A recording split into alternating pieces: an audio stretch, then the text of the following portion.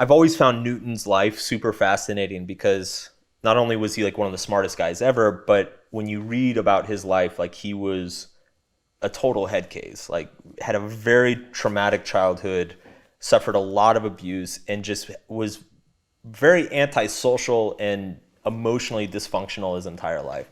And so I thought it would be really cool to kind of use him and his life as an example to demonstrate a lot of these topics that we're talking about, you know, in terms of identity, growth, self-discipline, etc.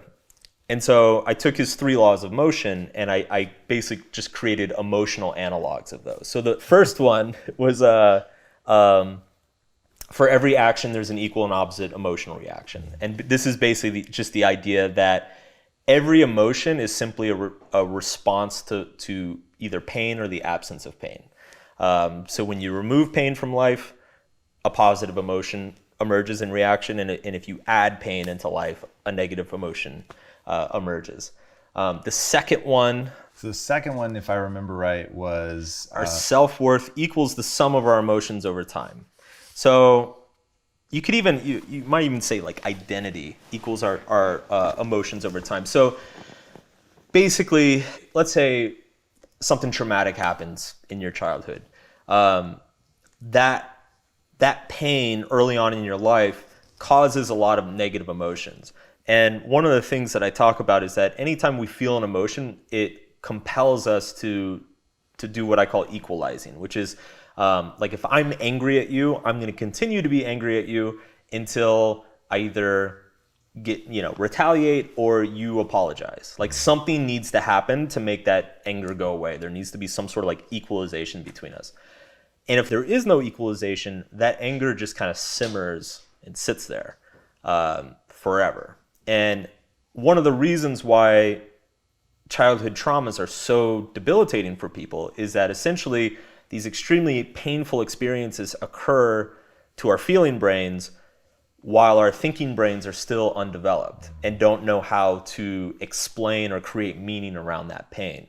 So let's say something really painful happened to me now, I'd be like, oh, well, he meant well and, shit happens or whatever. But if I'm like a 5-year-old, my explanation for it only gets as far as like, I'm a bad boy, I'm a bad person, and the world hates me, and that will stick because it doesn't get equalized and it'll stick for the rest of my life. And the problem is that we forget that painful thing happened. So we just kind of go through life with this feeling of inferiority and pain that lingers that we can't really put an explanation to or explain away. And so the process of therapy is basically unraveling a lot of our experiences until we get back to that original experience. And with our adult thinking brain, we can now put meaning to that pain that is helpful to us, essentially. So that's the second law, is that our identity is the sum of our emotions over time. And then the third law is our identity will continue to be our identity until new experience acts against us. So to use the music school example, I was a musician. I would introduce myself as a musician. And then I got to second semester of music school and had my ass handed to me. And suddenly I'm like, oh shit, I'm not a musician anymore, and now I have to go around and it's like, I'm not a musician. I don't know what I am. But it required, there was some new contrary experience that was required to create that shift within me. And this is why identity change, by definition, needs to be painful and uncomfortable. Because if it's not painful or uncomfortable, nothing's changing, nothing's shifting.